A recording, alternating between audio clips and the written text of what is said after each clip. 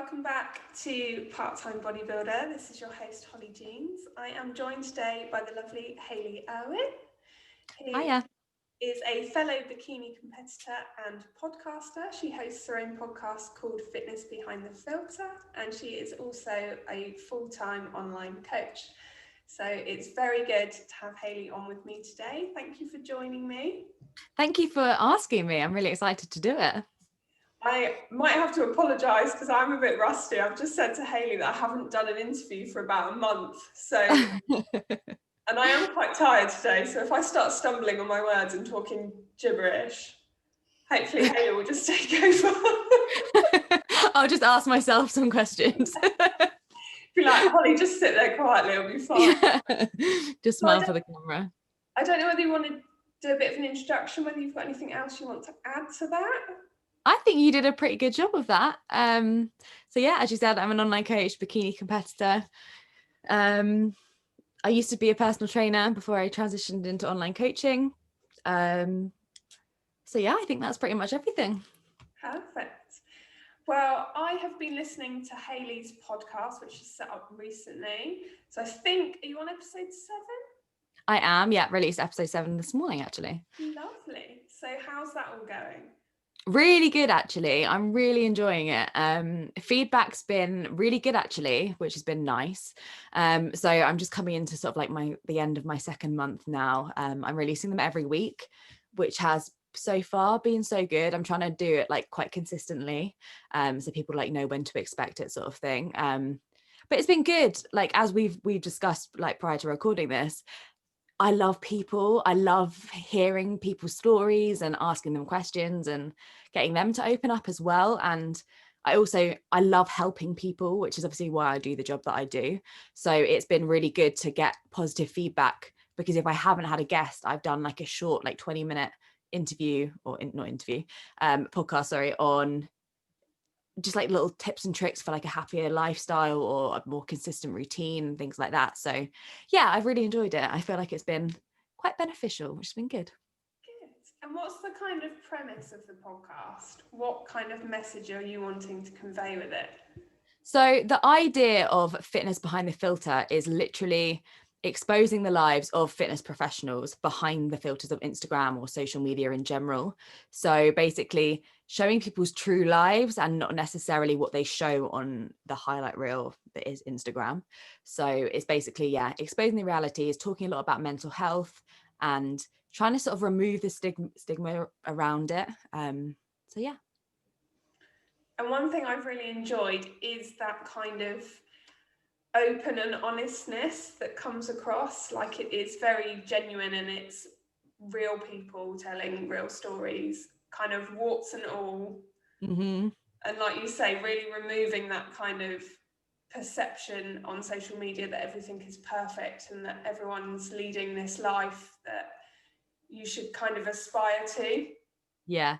And I think especially when you look at people on Instagram, and one thing that I really sort of try to stress is that my Instagram, without even realizing, largely is a highlight reel. And it's not because I'm trying to hide anything.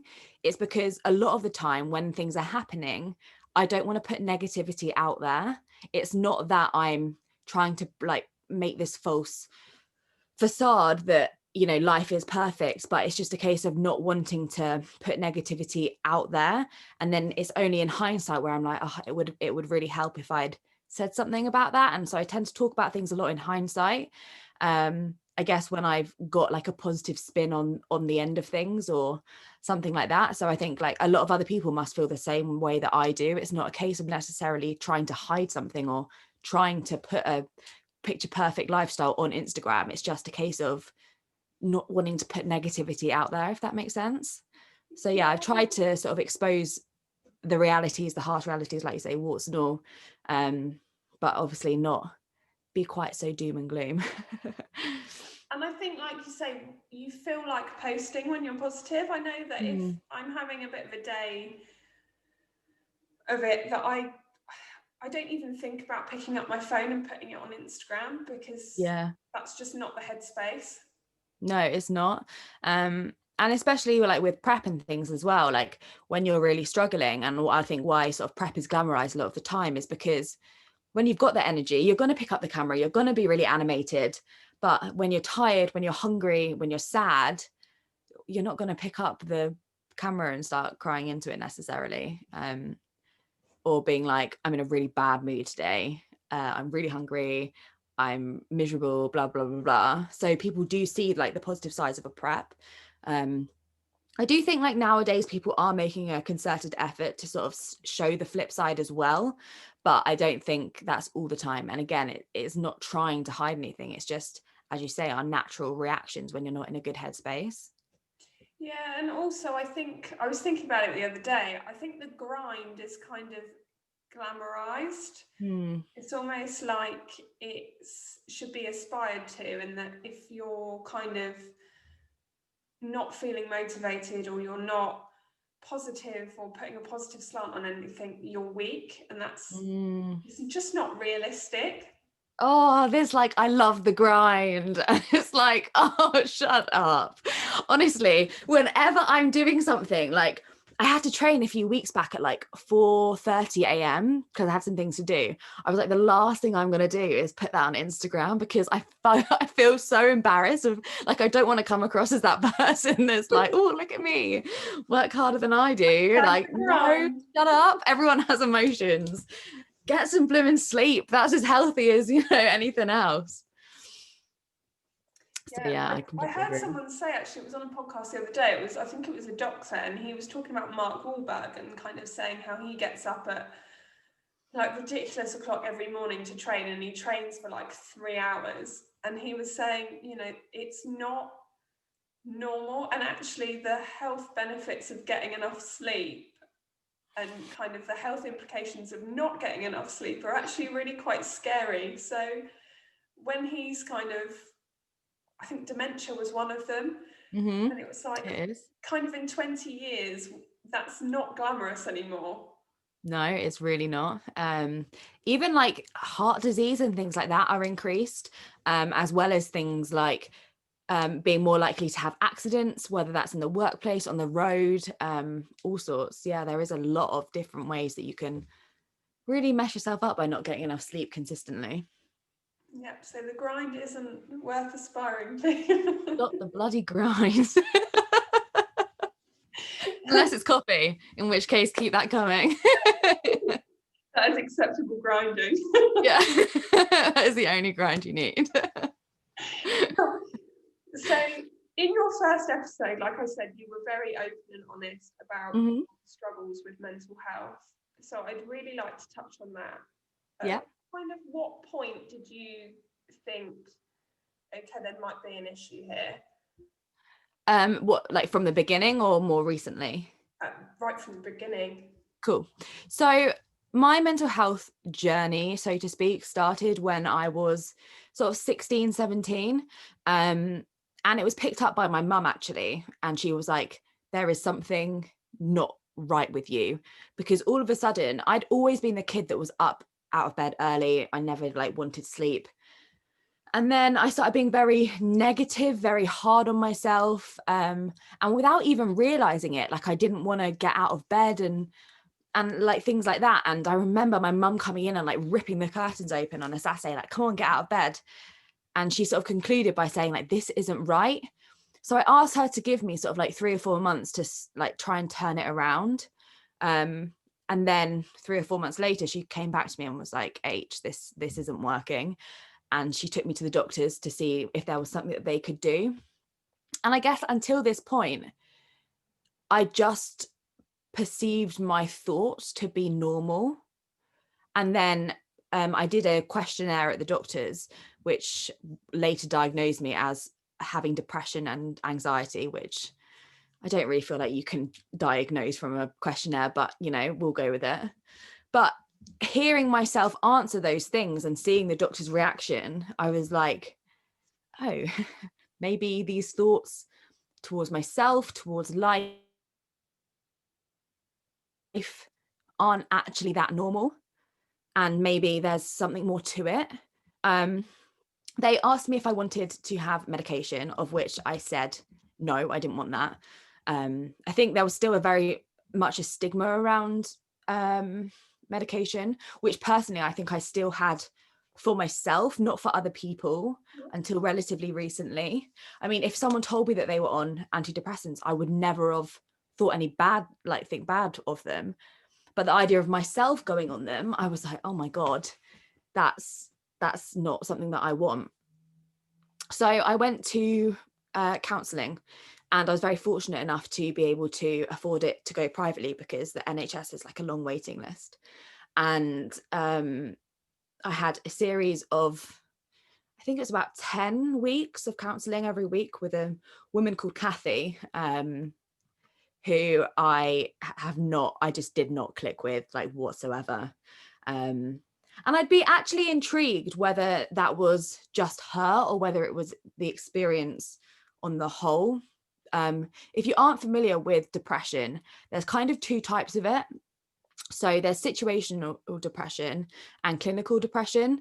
So clinical is where there is literally just like a neurotransmitter fault in your brain, and situational is obviously where it's caused by situations that have caused you to go into that down.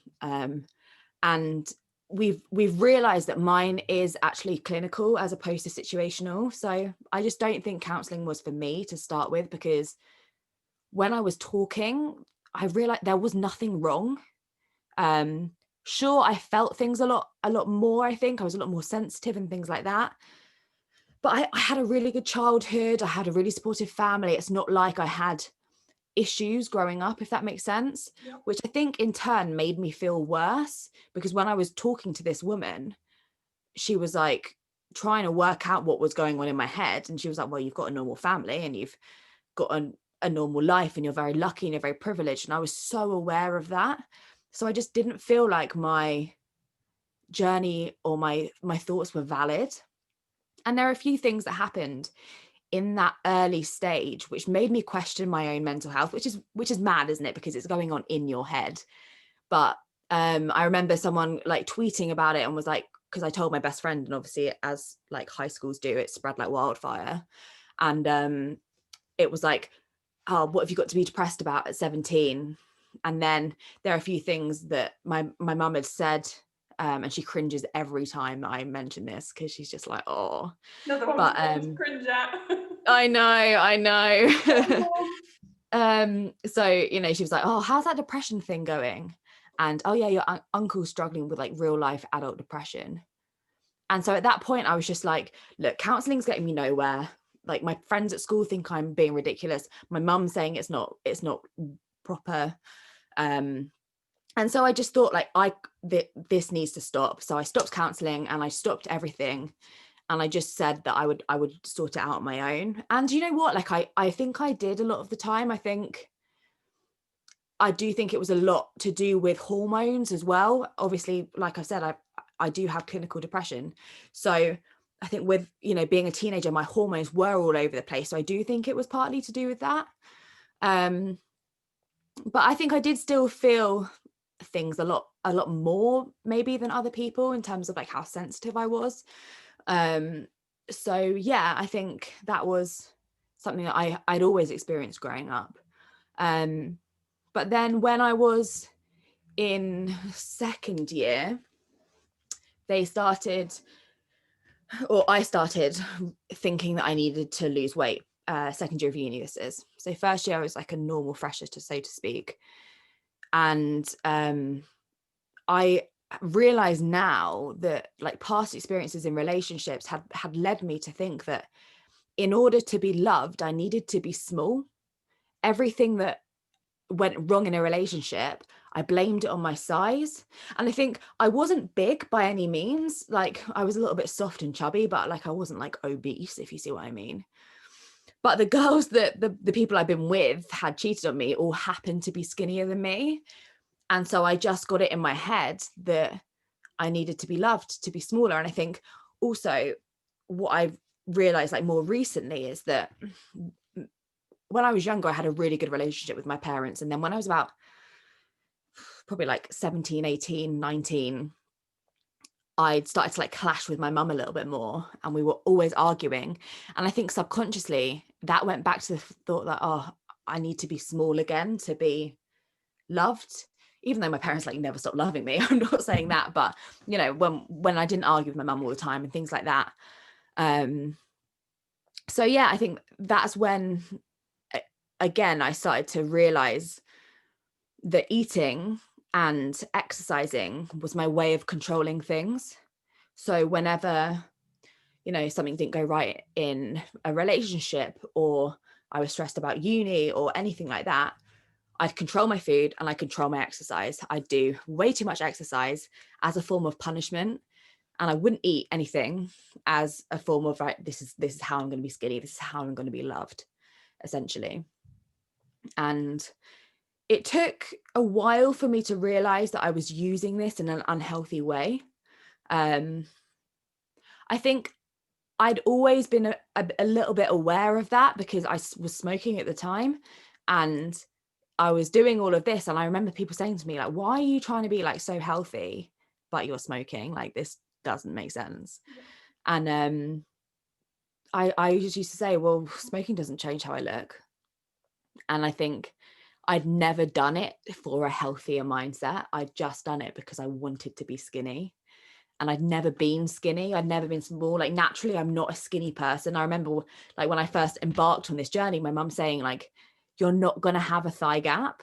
Like, that's just not the build that you have. I mean, I did, because I didn't leave much skin and bone left on me. But yeah, like, that's like, you know, I'd never been that, and I always wanted to be. I think I realized I was so deeply unhappy that I just wanted to be anything that I wasn't. And that was skinny, and that was small, and all of that sort of thing. So But like I said, it did take a while. Oh, sorry, what was that? I was just going to say that everything that then subsequently happens from that, you almost draw the conclusion back to that it's that one thing. Your brain then filters on that, oh, that's happened because I'm not skinny. So Yeah, you just exactly. reaffirm that every time. Yeah. And if I was skinny, then that wouldn't have happened, and that would be better, and that sort of thing. So yeah, so it took my friend, I went to see my friend, she was on a gap year. So I went to meet her, and I hadn't seen her for like the whole year, and she just turned to me and was like, what the hell has happened? We were going out to eat that night, and we were having paella, and I literally just broke down in tears because it was carbs that I hadn't weighed out, and I couldn't weigh out. And I was literally hot, like, she'd left and I was like a 10 to 12, and I'd met her again and I was a 4 to 6. So she was like, whoa, like, and I wasn't really posting on social media at this point. So she hadn't even seen like a gradual like decrease. She'd just been like, what the hell? And then I realized, like, all I do is think about food and numbers. So I went home and I said to my mum, like, I know this isn't right and I need to change it. But I wasn't ready to let go. And I think I always stress the fact that I never relapsed in my recovery. But I think that's because I didn't actually start it until I was ready. Because after that point, I then lost like another stone before I actually tried to make things better again. Because again, I wasn't ready to give up that control. And the thought of giving up that control was just reducing me to tears. Like, I was just not ready. And then I went to the doctors, and they recommended me to a nutritionist, but I decided to go with a coach just so that I could start straight away. And I eventually found the right one. And I worked with her for a couple of years, and I did get into a really good place, physically and quite mentally, to be fair. And then it wasn't until this year, which is like 4 years on, that I really started to struggle again. I came out of a relationship in December, and I've never actually spoken about this, even on my podcast. And I think it affected me a lot more than I let on. And in January, when I was feeling low, I kind of attributed it to just being a bit heartbroken, to be honest. And then, but that never really went. And it went to February, and it went to March, and it went to April, and it went to May, and nothing was changing. And I do think like that was a large part of why I was sad at the beginning. And in all honesty, and again, this is only something that I realized literally last week, was that I think as I was coming, like we broke up just after I finished prep. And then obviously I'm gaining weight and gaining weight and gaining weight. And I think in my head, I've kind of attributed the fact that I wasn't lovable because I wasn't small anymore. I wasn't prep small anymore. And whilst I didn't see like my off-season body as me losing control whatsoever, I just think that I kind of reinforced that to myself. Do you think And it's yeah, I a think, coping mechanism as well, that the way you've coped previously is that you've controlled that variable, so when something goes wrong again, it's almost like, okay, that's the way your mind copes. yeah. And I think because I couldn't control my exercise and I couldn't control my food, because my heart is set on my bodybuilding goal, that relapsing into any sort of staying stage lean or anything like that isn't an option for me right now. But I think that that is my safety blanket, and I didn't have it. And I've been trying to learn new coping mechanisms. And I think that, and I do completely blame myself, because like I started like seeing another guy and that didn't work out, and he liked someone else, and he's lovely and we're still really good friends. But I think again, I blamed the fact that I wasn't small, and that like during the time that I was seeing him, obviously I was like gaining weight in off season like every week or so. And I think I just blamed myself again. And I think it's something that I've realized I haven't fully overcome. And it's not that I haven't overcome the eating disorder side of things, because I really have, and I wouldn't have been able to carry on gaining weight. Do you know what I mean? I would have just relapsed into that. But I think it's a mental thing that I haven't worked out how to conquer yet. Almost need to break that cycle of thought patterns. Yeah, I do. And I'm working on it. I'm not there yet, but I will be. It's much easier said than done, isn't it? Oh, just come God, out yeah. with, you just need to break the thought habit, but it's not that easy. No, it's really not. It's really not. And I think that's where bodybuilding has been a really good thing for me, because I think if I hadn't have had it, I would have been a hell of a lot more likely to relapse into let's just be skinny again. But obviously having that as my goal, that wasn't the option. So yeah. So with the eating, you decided to go down the coaching route rather than the more conventional NHS nutritional route. You said that was, I'm guessing that was kind of a waiting list. Yeah. It was a waiting list issue and also a trust issue. Yeah. So I was scared at this point, because by the time I'd realized how small I was thinking like, this has got to change. And the waiting list was like 2 or 3 months. And in the last month, I'd lost a stone. And I was like, if I lose another stone a month, I'm going to be like 4 stone, in which case I'm not going to be here. Like, if I carry on at this rate, but I have no idea how to not do that, essentially. So yeah, it was a waiting list thing, and it was a trust thing, because I knew what they do. I studied psychology of eating before, and so I knew that they would just need to get me weight restored. They would just need to fill me with food. and crap at that just to get the weight on. Whereas I knew that in order for it to be sustainable, it needs to be a lifestyle change. You need to address the mental side of it as well as the just gaining weight. Yeah, exactly. And it needed to be something that I could see myself doing, i.e. training and eating more, instead of saying you're not allowed to go to the gym and you have to drink all of these shakes and this like mass gainer stuff. And where would that leave me? Because I think one of the hardest things I found throughout my eating disorder is that, I don't mean to be like cocky, but I'm a very intelligent person. I was going to And say, you sound very self-aware. You know exactly what you're doing. yeah, and I think that's the scary bit, because I am very self-aware. I am very intelligent. I know exactly why I'm doing it and what's happening, but I can't stop it. And I think that's what scares me sometimes, is that I can't hide from myself. I can't pretend it's not going on. I can't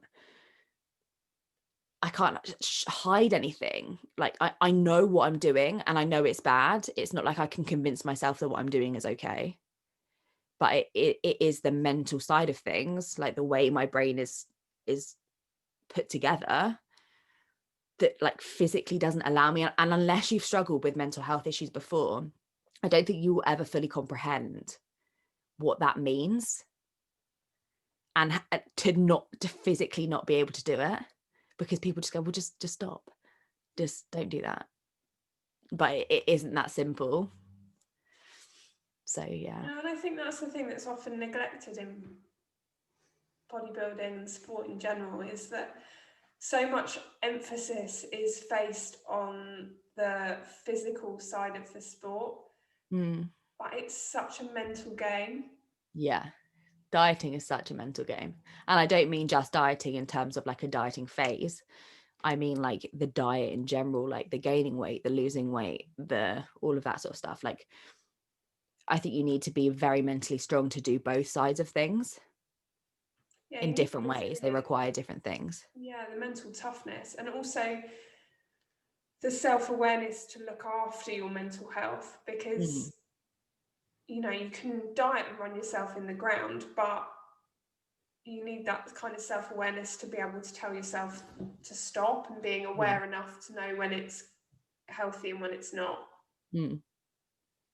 Yeah, completely. And I think that's where people struggle, is that either they don't have that like self-awareness or that mental resilience, or they're just oblivious to it. And I think that's where it comes back to like seeing the glamorized side of the grind and, you know, of prep in general, that I think is hard to get your head around. Yeah, they see the sparkly bikinis and the show tan, the show makeup, but not the other side of it. Yeah, exactly. And I often think that the harder part is when you come out the other side of it. Yes. I was oblivious to. So I flew through my first prep and then hit off season and thought, where the hell did that come from? Because I was not expecting that. The hard work isn't over when the stage lights go off, that's for sure. The hard work started at that point for me. Mentally. Yeah. I think it's very easy when you're in a prep to disregard any mental issues that you have, because you're so focused on the goal and that drives every aspect of your being. And I think not having that immediate goal can really throw some people off. Yeah. And like you say, it's the gaining the weight, and you know, the glamour is gone. You haven't got that kind of thing that you're working towards that everyone's asking about anymore. No.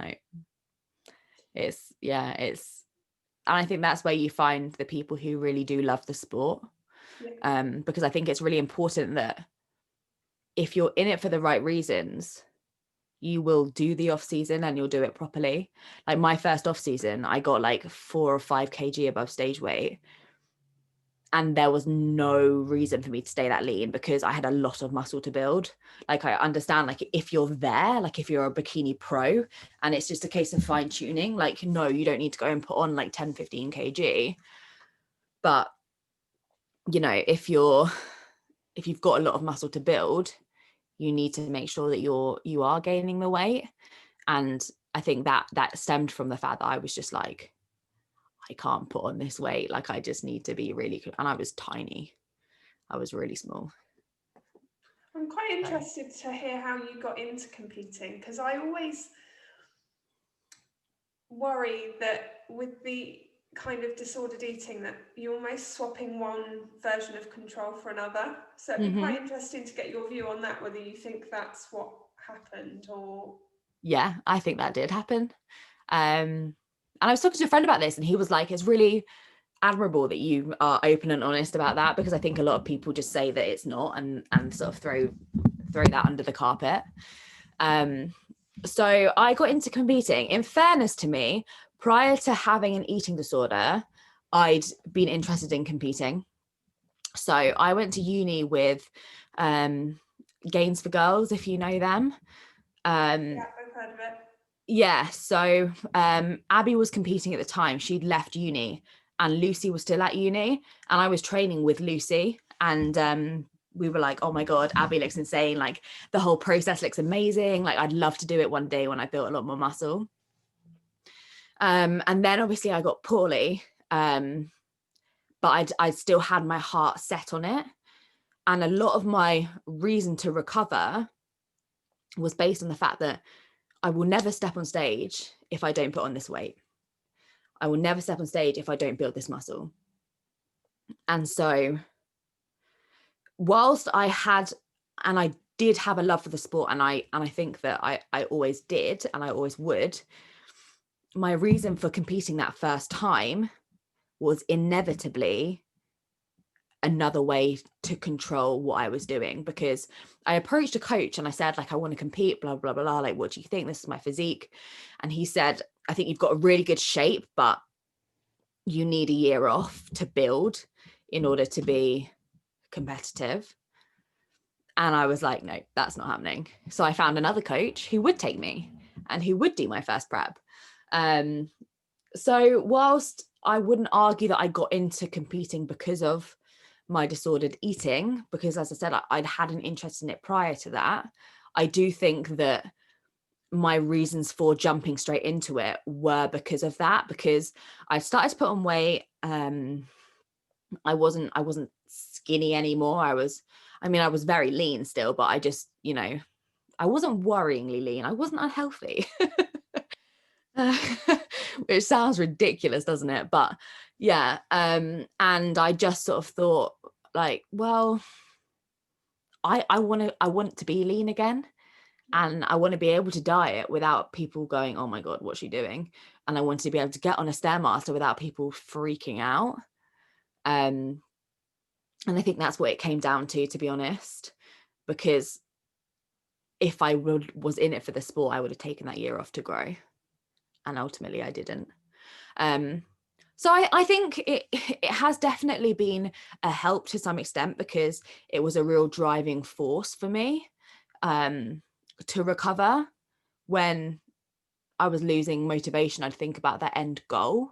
Right. But equally, that first year was a reason for me to stay lean and to be able to control my food without worrying other people, because it was what my coach had told me to do, right? Like, I wasn't just being an idiot, and it was the coach who'd got me to that good place initially. So it's almost a perfect guise of... Yeah, 100%. What's your view on it? What, in terms of control? Whether it's a reason to like hide your eating disorder, or... I don't know, because I didn't have particularly good eating habits when I started competing. In terms of, I had absolutely no knowledge of nutrition or diet. I used to live off of meal deals and crisps and just junk food. Yeah. And I'll say quite openly, in our family, we're probably, none of us have got that awareness around food. Like, my mum's dieted since she was 14. Yeah. Probably when she didn't need to. She's tried every diet under the sun, as has my sister, and we're all very guilty of hiding certain eating patterns. So I can remember being a teenager and filling my blazer full of sweets, and then it would be something that we'd eat in our room when no one else was there. So my eating habits weren't great going into competing.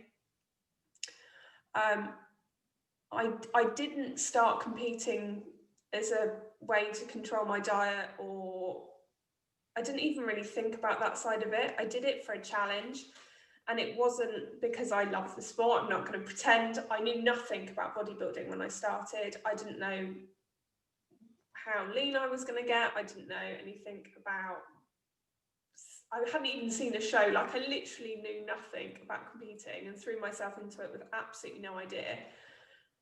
I think competing's taught me a lot. I now know a lot more about diet and nutrition than I ever did. I've probably got a healthier relationship with food now than I've ever had before. Mm-hmm. Left to my own devices, I would eat no protein, just eat carbs. Yeah. I would say I struggled with food in off season though.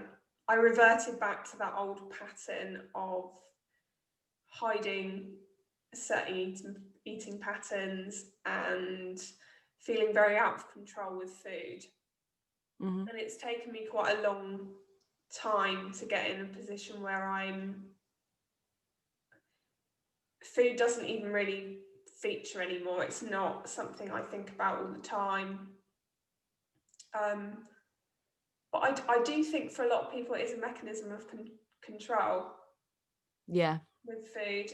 And I don't think that competing gives people disordered eating. I think it brings out what's already there and amplifies it. 100%. 100%. I don't think you could ever blame competing for that. I think if you're predisposed to being that sort of person, you will be that sort of person. And if you aren't, you won't. I don't think there's no two ways about that. So I'm not sure I even answered the question there, but I actually think bodybuilding's given me far more knowledge on food over anything else. And that might be because I've chosen to educate myself on it. Mm-hmm. Yeah, I see that. But I also do wish that I could go back to the days where I didn't know the calorie content of stuff.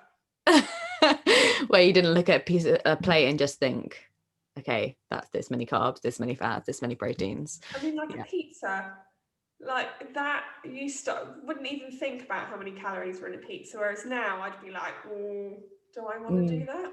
Yeah, I completely agree. There's a bittersweet part to everything. Do you know what I mean? Like, yeah, it's good that I'm no longer eating pizza 3 times a week, but also I took it the other way and thought, oh my God, I can never eat a pizza because of how many calories there were in it.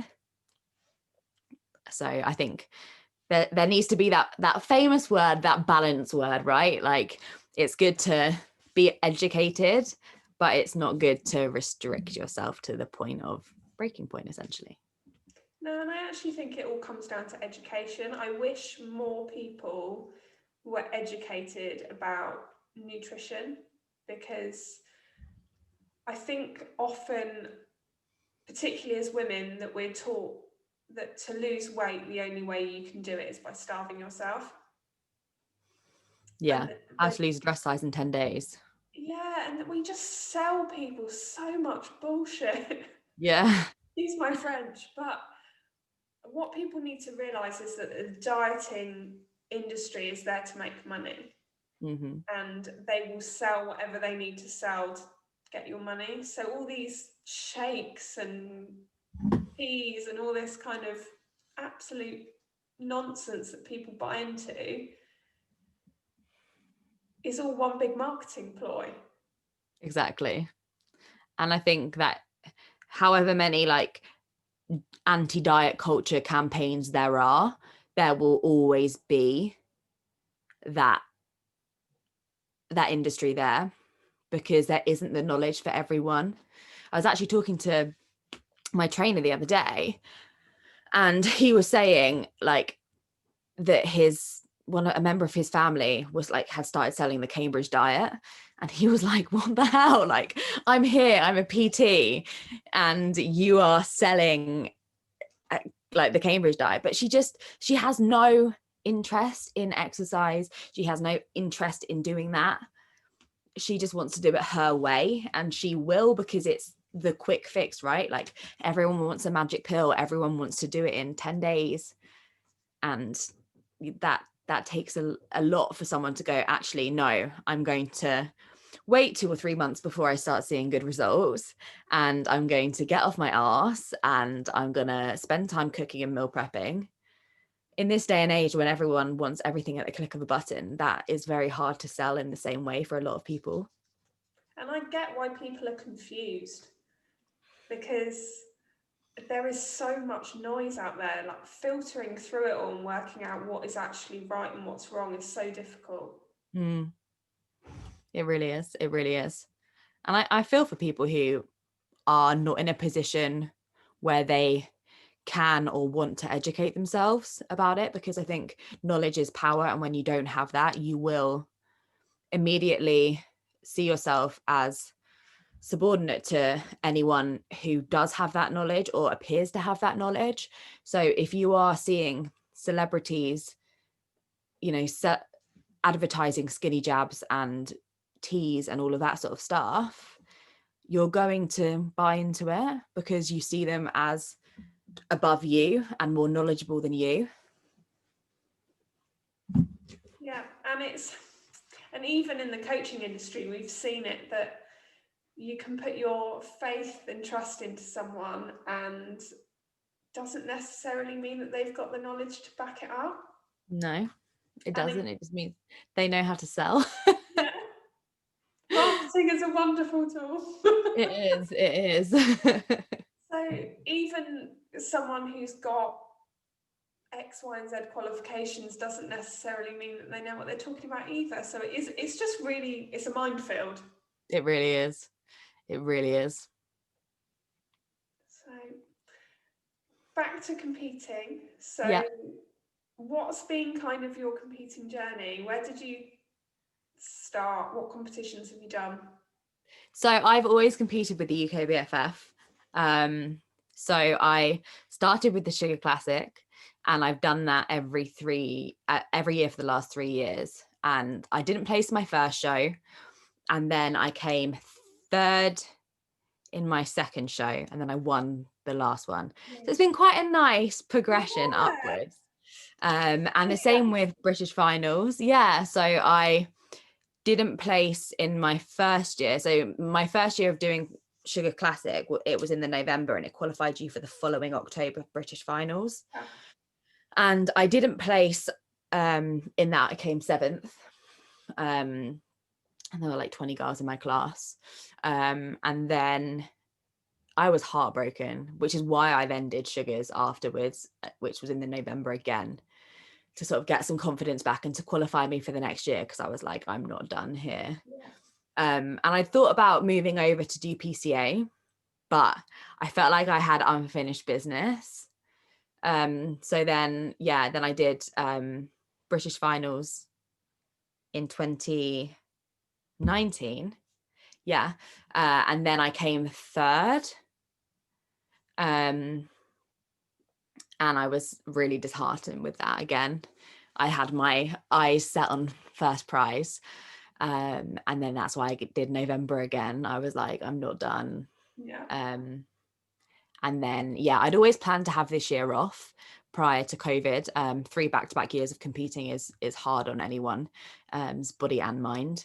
And also my best friend was meant to be getting married this year. And as chief bridesmaid, I wanted to be able to like have in on the hen do, and to be able to have a drink with her at the wedding and all of that sort of stuff. I put her through enough with my eating disorder and all of that sort of stuff. So I thought the least I owed to her was to just be normal, in inverted commas, for a little while. But obviously COVID meant that didn't happen, which means next year, hopefully I will be competing. however, this time with 2 bros, Yeah. and also being bridesmaid duties. So we'll see how that goes. Do you have any idea kind of what time of year you want to compete next year? It depends on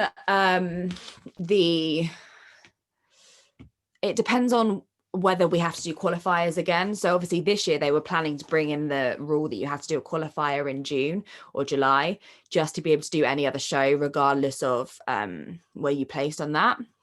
So I reckon I'll have to do July because of that.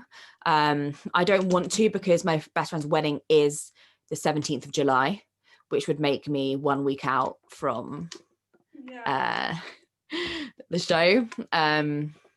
I mean, I've got increasingly good on prep. I'm not an arsehole anymore. Like I can manage it quite well. I went to my cousin's wedding on prep last year. Absolutely fine. Just took my Tupperware, danced all night. I mean, I died the next day. Don't get me wrong. Like I was like that. It was the worst prep day I've had to date. But it felt like a hangover, but just without the Honestly, oh Holly, I just cried because I was so exhausted.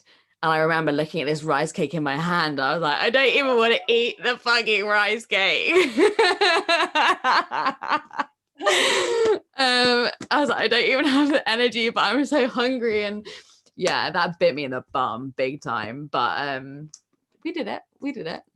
So I have no doubt, like Megan means way too much to me to even let that be a thing. And if it means I need to get up at stupid o'clock to go and do cardio, because the grind never stops. Hashtag the grind.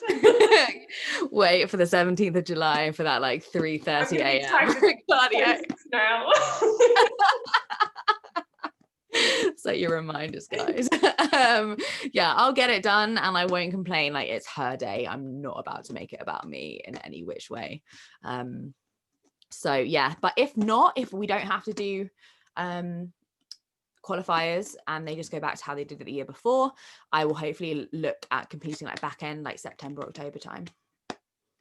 Amazing. Well, I think we've been talking for about an hour. I've still got stuff I could ask you, to be fair, but I should probably let you have your evening back at some point. I don't mind if you've got another burning question or anything like that. Well, maybe we'll save it. Maybe we'll just have to do a part 2. Okay, yeah, I'm down with that. I'm down with that. Well, thank you so much for coming on. I just want to thank you for being so open and honest. It's a really important topic that I think people should be talking about, and hopefully it helps kind of stop the stigma around that, you know, it's okay not to be okay, and that we can talk about it. Yeah, 100%. I really hope it just shows someone that medication isn't scary, talking isn't scary. Everyone has their struggles regardless of how it looks on Instagram. And thank you so much for having me on and providing the space for me to be able to be open and honest. So thank you, I really appreciate it. If people want to find you and follow your journey, or they want to find your podcast, where can they find you? So I'm on Instagram at Hayley Irwin Coaching. For any coaching inquiries, please go to the Google Forms on my Instagram page, or email me at hayleyirwincoaching@outlook.com. And my podcast is Fitness Behind the Filter, which is on iTunes, Google Podcasts, and Spotify. Lovely. Well, I'll stick all the links in the show notes so people can find you. Thank you so much. I appreciate that. Thanks for tuning in, guys, and I will speak to you in the next episode.